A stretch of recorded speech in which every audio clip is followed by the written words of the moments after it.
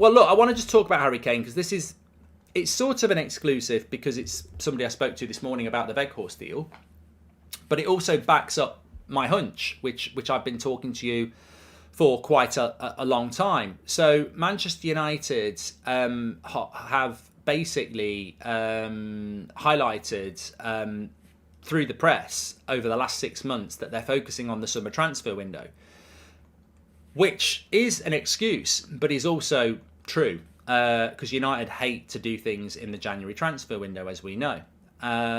So as things stand at the moment, and obviously Manchester United have got this scenario where they could hopefully be bought. And if you get bought by new owners, they may have completely different ideas of what the budget is and what's available.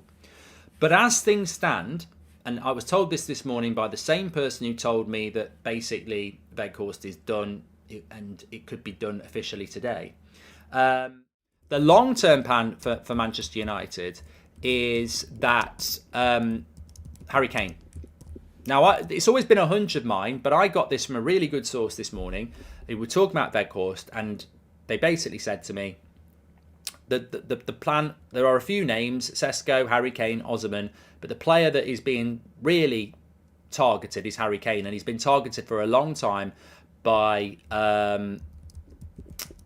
people who are still at that club, i.e., you can guess it could be John Murtagh, it could be current scouts that have got at the club. But he has been the target for a long time, and therefore, that's what Manchester United are looking to do. Now, Harry Kane is 30 in January, and quite rightly, Casemiro's 30. So you could say, well, that's not too much of an issue. He would be 30 by the time we bought him. Weghorst won't be number 7, Shane. Is there potential the new owners don't want Ten Hag? No, Des, that's not. I mean, there's always potential, but I don't think there's any reason to concern yourself about that. United have wanted Harry Kane for a long time for a multitude of reasons. Premier League proven goal scorer, high profile, sells your shirts, superstar striker, world-class striker. All those things are true. I can't deny that.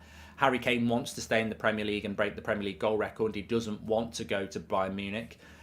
Spurs have only got 1 year left on his contract. He wants to leave Spurs. He wanted to leave Spurs back in last summer.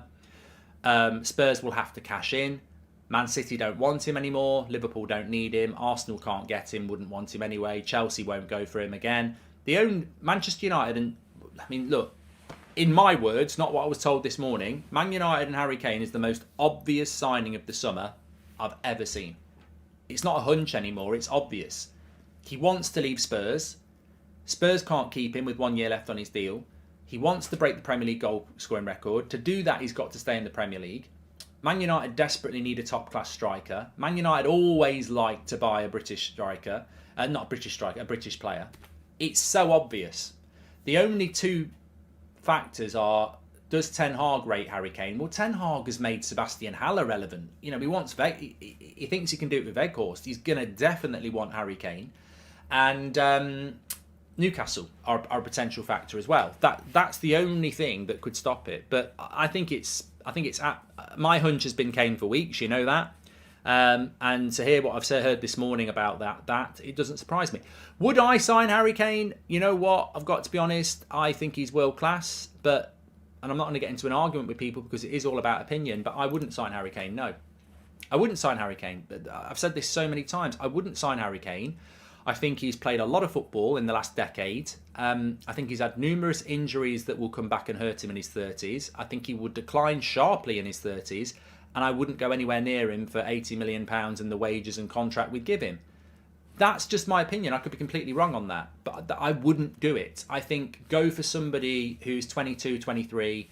I mean, Osimhen for me would be perfect. There are other candidates out there. Sesko would be very interesting. I wish we'd got a Haaland or a Nunez, but look at the age profile of Haaland and Nunez. Early 20s, proven themselves. That's what I would do. I think the profile of striker to go for this day is to go for a young 20s, loads of potential, lots of people are looking at them.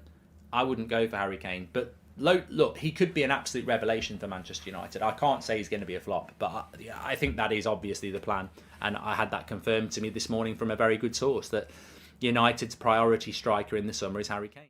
He basically was saying that, United have probably got the best deal out of Gakpo to Liverpool, João Felix to Chelsea, and Weghorst to Man United.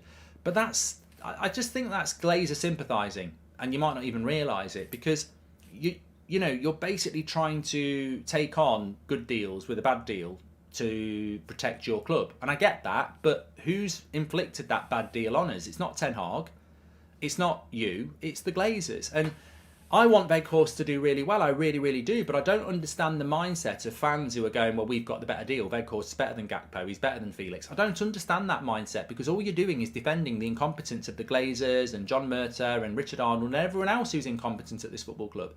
I want Weghorst to do well, we all want him to do well, because Ten Hag has picked him from a very limited budget as a short-term solution. But let's not pretend it's a good deal. I can't get my head around why people think it's a good deal. It's a bad deal, because it's not the deal that Ten Hag wanted, because he's not been backed. He's making the best out of a bad situation. Welcome, Weghorst. I hope you do really, really well.